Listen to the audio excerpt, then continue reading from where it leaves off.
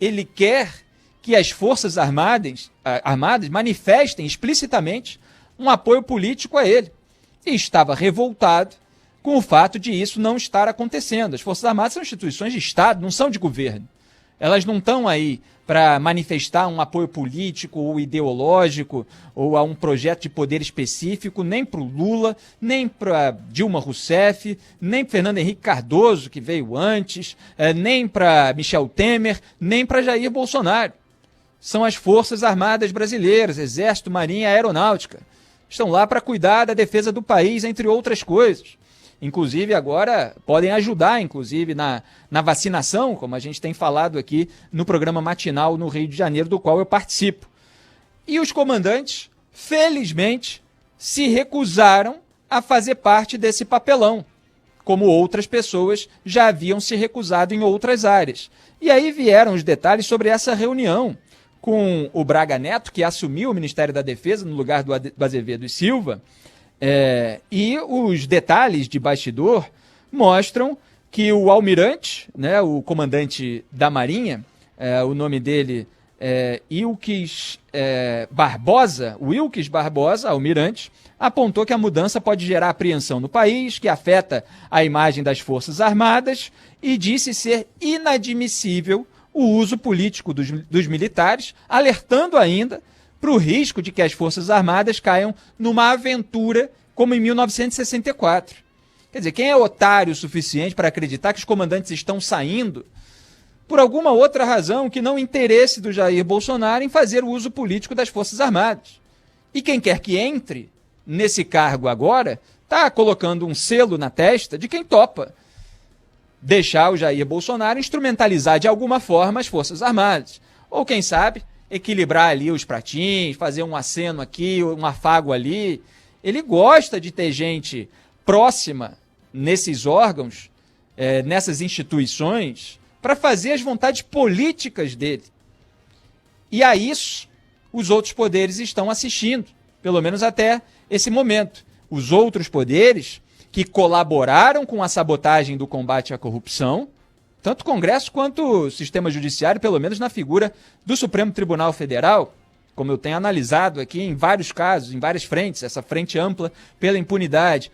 Os outros poderes assistiram inertes à sabotagem do combate à pandemia, para a qual está surgindo uma reação agora, dentro do Congresso Nacional, e muito tímida, muito branda, sem abrir CPI, sem pautar impeachment, sem responsabilizar o presidente da República, com uma apuração preliminar sobre o caso específico de Manaus, atingindo apenas o então ministro da Saúde, Eduardo Pazuello, mas por parte da Procuradoria-Geral da República, nada assim muito duro em relação a um governo que sabotou a compra de vacinas, a um governo que sabotou os cuidados sanitários, que desdenhou da máscara, que desdenhou e atacou o distanciamento social, o isolamento social, e continua atacando, com a figura do presidente da República indo para cima de governadores e prefeitos que estabelecem medidas restritivas para evitar a sobrecarga do sistema de saúde.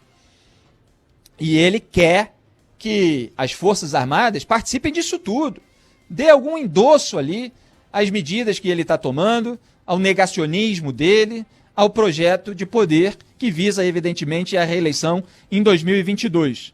Então eu comentei exatamente isso, em seguida fiz um tweet que mais ou menos resume isso que eu estou falando aqui, cobrando uma reação, evidentemente, ainda que tardia, dos outros poderes em relação à eventual instrumentalização bolsonarista do Exército, da Marinha e da Aeronáutica.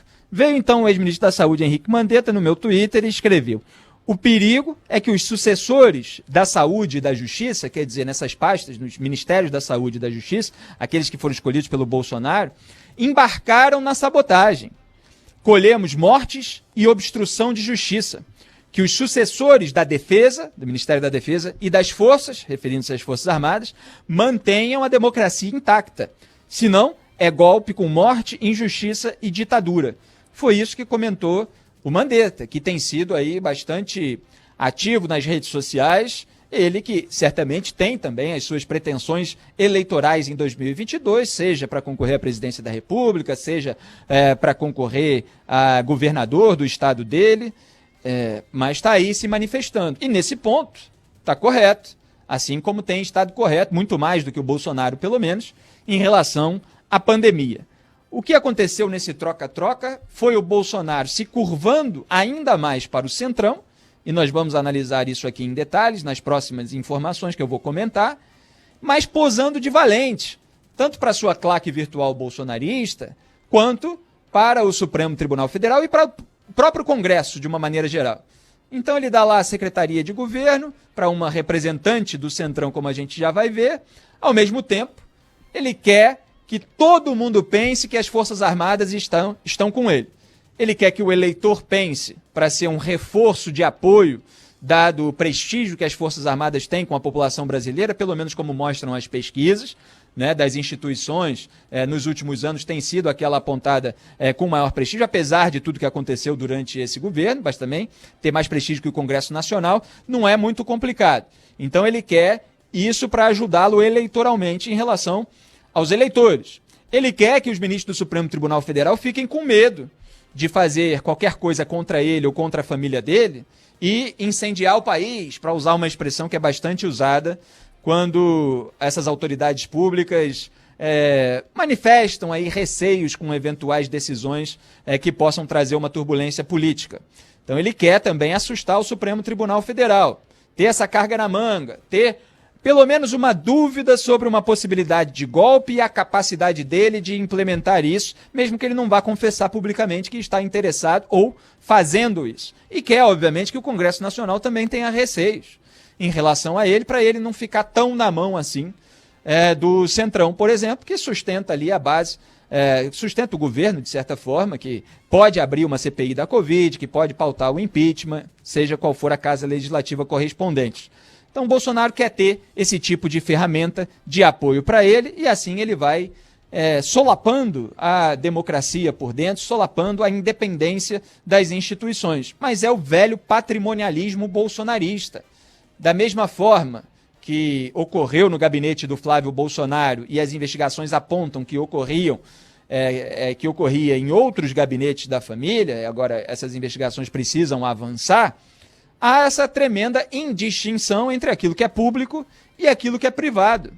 Não instrumentalizou a ABIN, foi lá numa reunião com Alexandre Ramagem, atual diretor da ABIN, e o general Augusto Heleno, do GSI, Gabinete de Segurança Institucional, com a defesa do Flávio Bolsonaro, em agosto do ano passado, para orientar a defesa a ver caminhos de encontrar irregularidades na atuação de órgãos como a Receita Federal, ao descobrir os dados que mostravam as movimentações bancárias atípicas, as transferências das contas dos funcionários fantasmas para do operador Fabrício Queiroz. Era isso que o Bolsonaro estava fazendo em agosto, quando a Pfizer fez uma proposta para o Brasil vacinar a sua própria população.